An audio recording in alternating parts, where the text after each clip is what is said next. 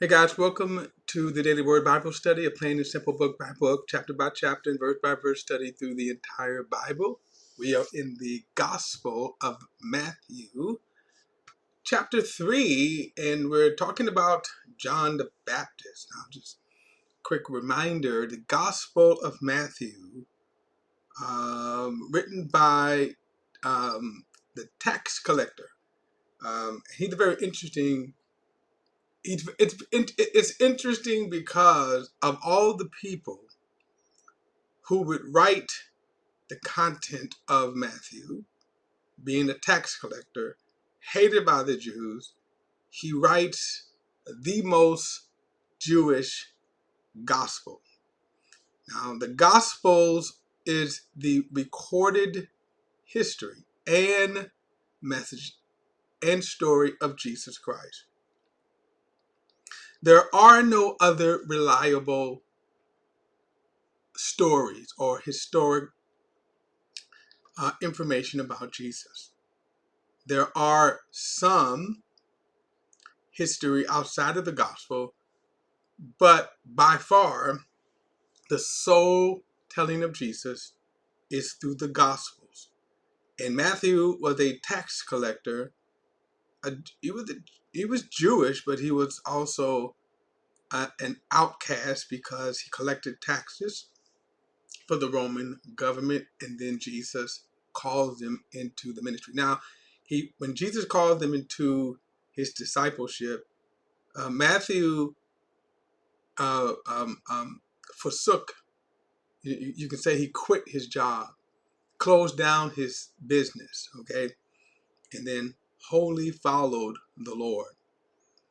Now, so he is telling the story, and this is the kind of another point. He's telling the story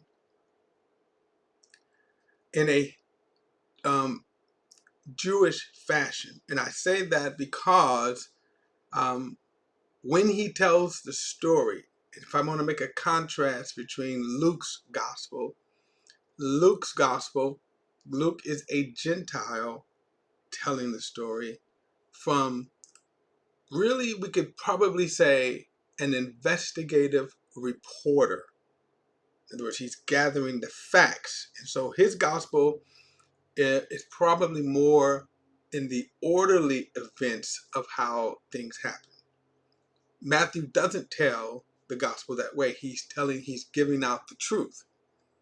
So, like, for example, if I come home and my wife asks me, how was your day? I may tell her points that's on my mind. I may even skip around. In other words, I don't go in and tell her I arrived at work at this time and I did this function and that function. I may just give her the things that kind of impacted me the most. And then I may even double back and tell her something. I may tell her something that happened at 12 o'clock and then double back. Oh, I had a meeting at 10 o'clock. And that's kind of how Matthew tells his story. Not that anything is untrue, it's just the way that he tells the story. Now, I say that because you have to remember that the writers of the gospel are condensing 3.5 years, actually 33 years of Jesus' life. They're condensing it down to snapshots, okay?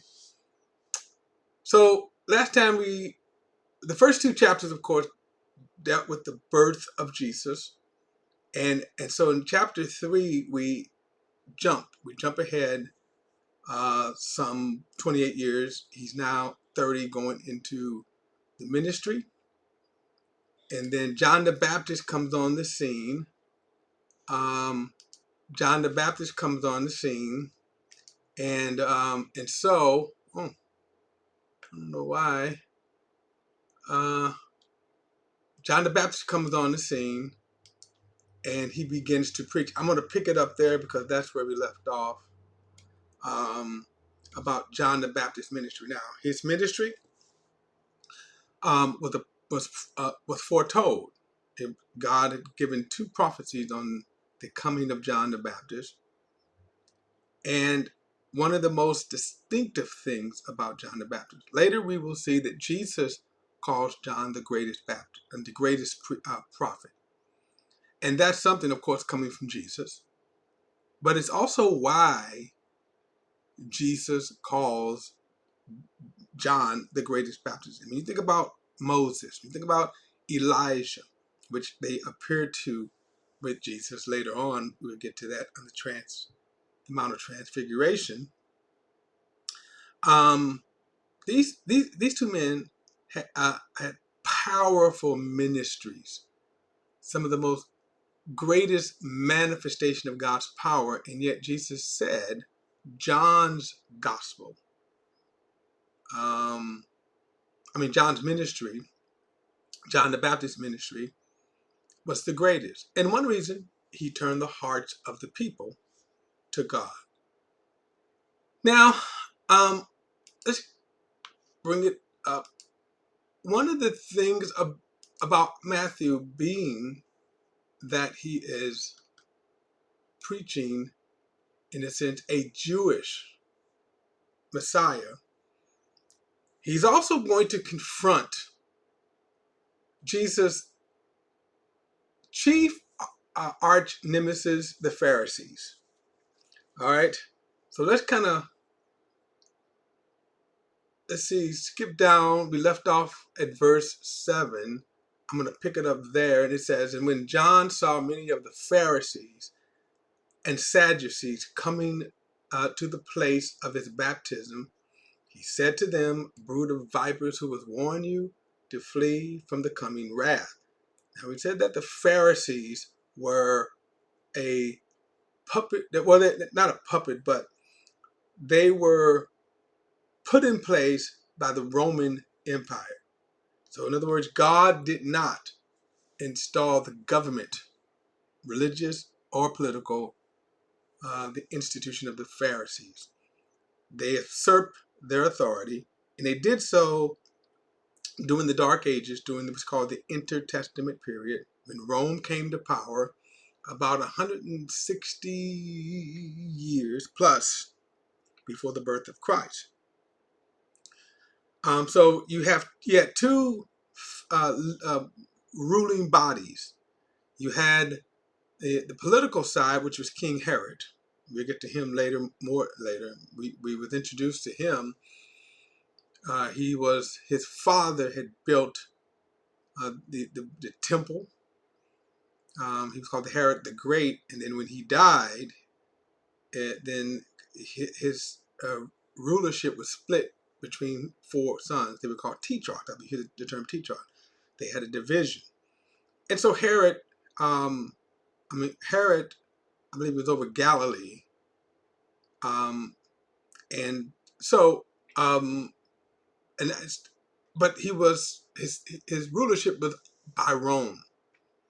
Now, the religious side that Rome allowed or put into place was the Pharisees and the Sadducees. And then the Sadducees were, if I wanted to make a comparison, I would say that the Pharisees and the Sadducees would be like what we have today, the progressive versus the conservative. The Pharisees represent the conservative, and the Sadducees would represent the progressive or liberal. Okay, the Sadducees, which is an odd bunch to me because they believe in God, but they don't believe in spirits, they don't believe in angels, and all kinds of other crazy beliefs. Now, the Pharisees were more pious, or at least exteriorly they were pious, and so they knew the Bible.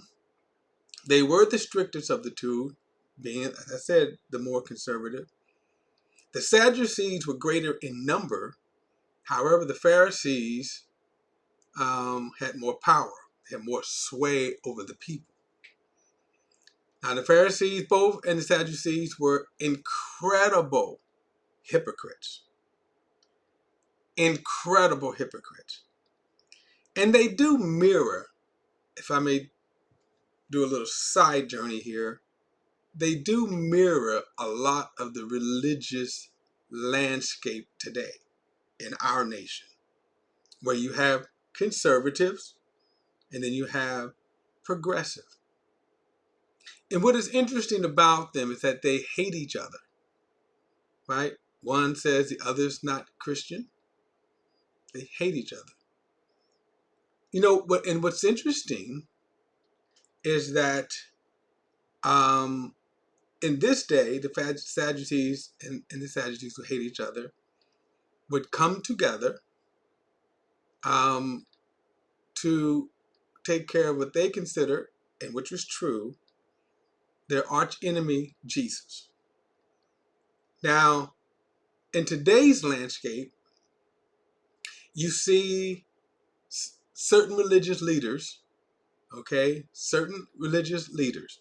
Some of them are progressive, some of them are conservative, who came together and united under the current Republican presidential candidate. Which is interesting because in any other scenario, they wouldn't be caught dead in the same room. Okay? So, so what the Pharisees represent is how bad religion is. Their hypocrisy is going to be unbelievable. And so they're going to represent just how bad religion. And they also show us what the difference between godliness and religion.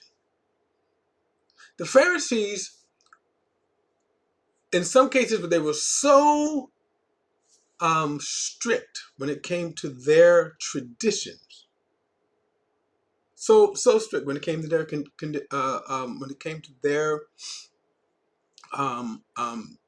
traditions and commandments. And I'm going to save the rest of this. I'm going to wrap this up because I'm going to move on, but I'm going to save this because I'm going to make a comparison when Jesus slams them. And there's going to be a couple of cases where Jesus slams them, and I'll deal with it more with that. But religious people will focus more on their man-made traditions, their man-made commandments, and interpretations. Okay? So what is interesting here is, notice he says in verse 7 again, when he saw many of the Pharisees and the Sadducees coming to the place of his baptism. Now let's back up for a moment and let's get into baptism. Well, let me finish this, okay? Because he slams the Pharisees and says, you brood of vipers. He doesn't give them the respect. By the way, I'm not telling anybody to go out and do that. I think it's not wise. John the Baptist did it because he was in the position that God put him in. So, if you were like me when I was younger, I would call people, so to speak, brood of vipers, but I didn't have authority to do that, and God didn't put me in authority to do that. So, but John called them out for who they were, and they were hypocrites. Now, they were there to scope out. In other words, they wasn't coming to John to be baptized with them. They wasn't coming because they were convicted of his preaching. They were coming to John because they wanted to see who the competition was. That they were envious, jealous, and then of course John preached the true righteous message. And that's why they were there. Now, like any other political arena, you have to be careful because they didn't want to rouse up the people. As the people were flocking to John, that's what got their attention, right? And so now they're wondering. And there's actually a couple of reasons why they were wondering.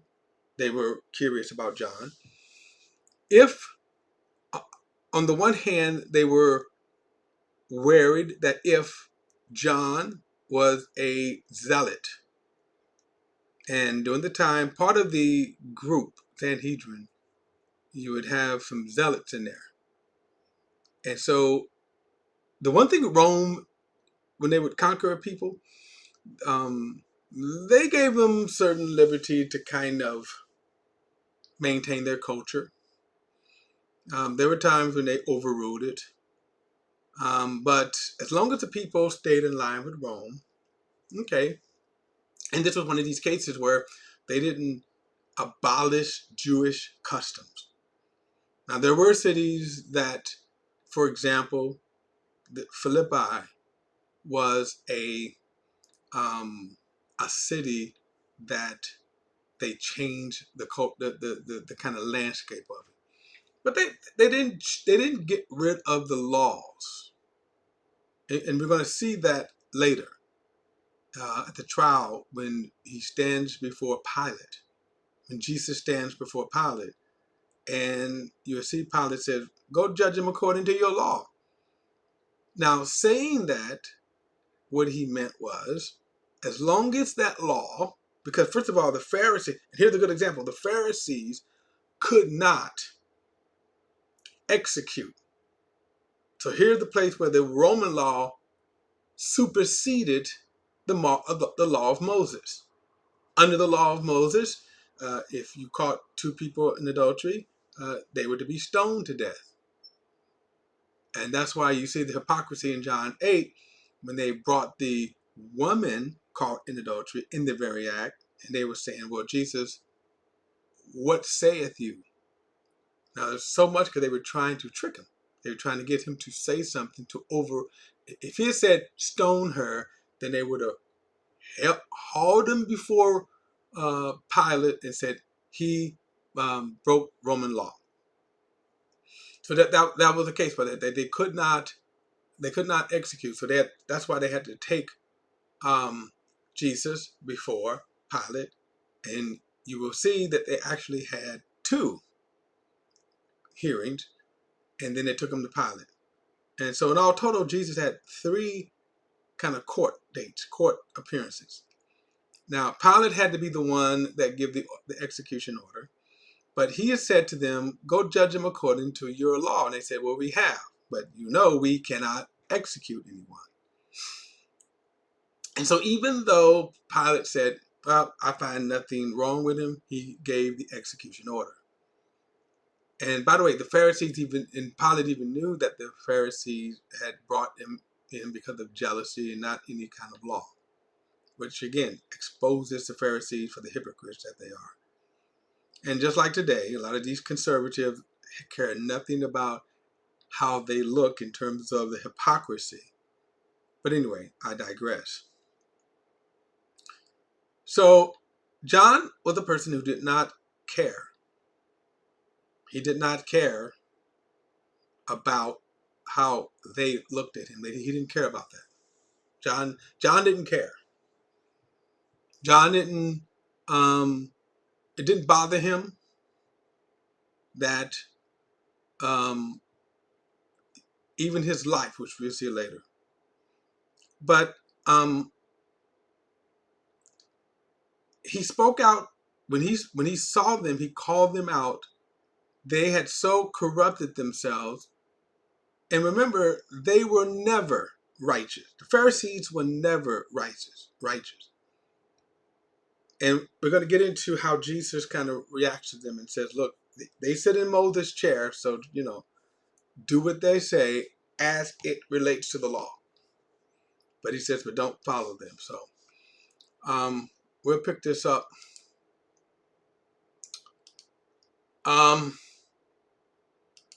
in the next video here. We're out of time. And so don't forget to like and share this video and subscribe to BP, the Bible Perspective. And as always, if you have a thought, a comment, add it to the comment section below. All comments are welcome. And I'll see you next time.